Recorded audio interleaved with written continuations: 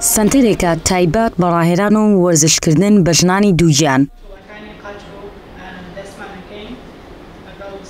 شیبا قادر یەکێکە لە چارەخوازەکانی ئەم سەنتەرە و دەڵێت لەو کاتەوەی وەرزش دەکەم ئازارم زۆر کەمتر بوو، باشتر دەتوانم کارەکانی ڕۆژانەی خۆم بکەم. ماوەی مانگێکە بێت هاتوچۆ ئێرەکەم و کۆمەڵێک کێشە و ئازارم هەبوو لە جونگەکانم وام لە فەقەراتم و لە پشتمە زۆر ئیسفادەم لێ کردووە، هەم لە ڕووی دەرونیەوە و کێم بۆ ئێرە زیاتر ترسەکەمان ڕەوێتەوە خۆشترە بۆ منەوە هاتوچێ بۆ ئێرە. هەر ئەو پزیشکی کە سەردانێکە مانگانە خۆی نردمی بۆ ئێرە و کە وتی زەڕورە بۆ تۆ لە مۆدۆ ئەمانە بکەیت. بەپێی ڕێنمایی پزیشکانی ژنان و منداڵبوون پێویستە ژنانی دووگیان لە مانگی چوارەمی ماوەی دووگیانیەوە دەست بکەن بە وەرزشکردن، بەڵام لەژێر ڕێنمایی پزیشکدا. وەرزشەکان تایبەتە بۆ پشتەکەی بۆ ناوچەی حوزی ئەو مناڵە یەکەم جار دەمارەکانی وەکی بۆن بڵێن تون ئەکاتەوە بۆی ئازارکردنەکەی کەمە بێتەوە لە هەمان کاتێکی ئامادەکردنی حوزی ئافرەتەکە ئەبێتەوە بۆ پرۆسەی مناڵبوونێکی سروشتی بۆیان.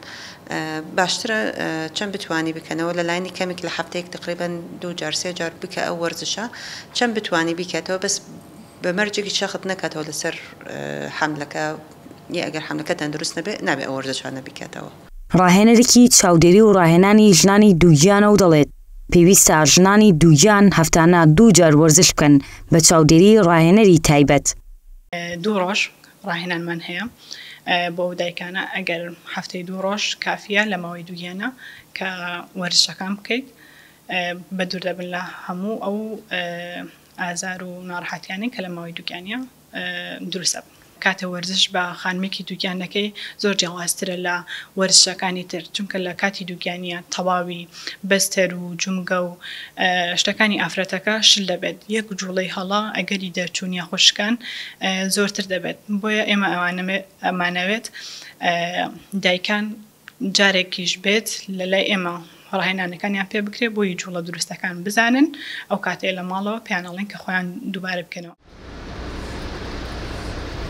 تەنها لە ماوەی مانگی ڕابردوودا 912 منداڵ لە نەخۆشخانەی منداڵبوونی فریاکەوتنی فێرکاری سلێمانی لەدایک بوون. 520 منداڵیان بە شێوەی سروشتی لەدایک بوون و 392 منداڵیان لە ڕێگەی نەشتەرگەریەوە لەدایک بوون. 586 منداڵیان لە بەشی نەبەکام هێڵدراونەتەوە. لە کاتێکدا پسپۆڕان جەخت دەکەنەوە لەوەی وەرزشکردنی دایک لە ماوەی دووگیانیدا ئەنجامەکەی منداڵبوونێکی سانا و سەلامەت و کۆرپەیەکی تەندروستە.